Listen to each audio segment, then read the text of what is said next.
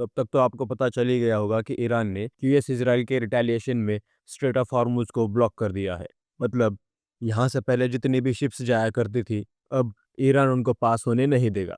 और यहीं से एक शिप जा रही थी जिस पर कुछ इंडियन सेलर्स बोर्डेड थे, और उन्हीं में से 3 इंडियन सोल्जर्स की मौत हो चुकी है।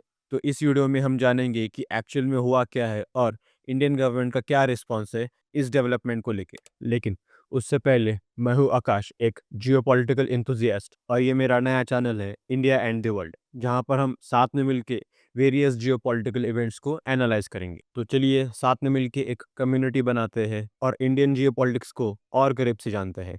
तो प्लीज़ सब्सक्राइब कीजिए इस चैनल को और एम करते हैं 100 सब्सक्राइबर्स का।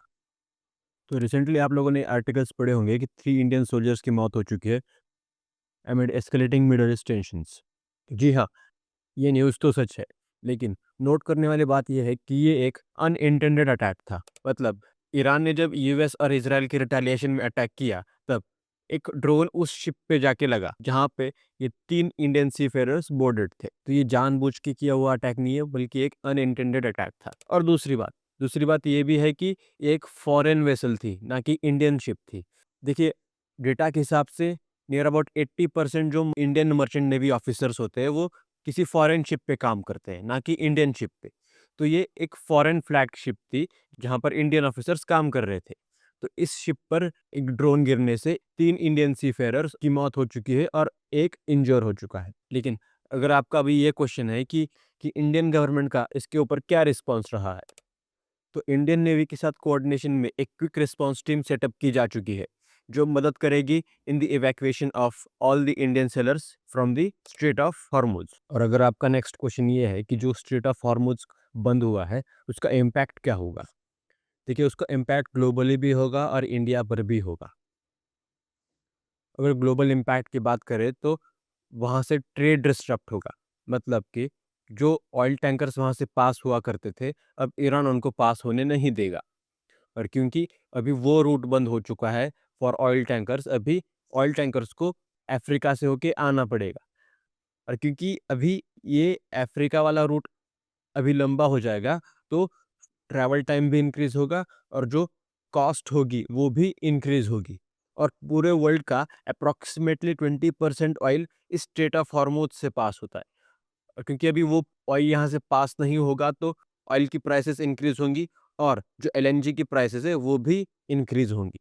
और अगर हम इंडिया पर इसके इम्पैक्ट की बात करें तो सेम चीज़, एनर्जी क्राइसिस आएंगी, क्योंकि 40 to 50% जो इंडिया का क्रूड ऑयल इंपोर्ट है वो स्ट्रेट ऑफ हॉर्मुज से पास होता है। 50% से ज़्यादा एलएनजी इंपोर्ट अफेक्ट होगा।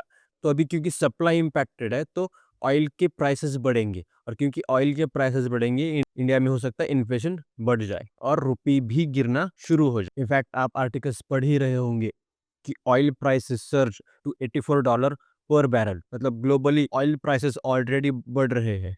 लेकिन अगर हम अभी इंडिया की बात करें तो सरकार ने कहा है कि अभी इंडिया के पास 50 डेज का स्टॉक अभी भी मौजूद है। मतलब कि फिलहाल सरकार का कोई प्लान नहीं है ऑयल प्राइसेस बढ़ाने का।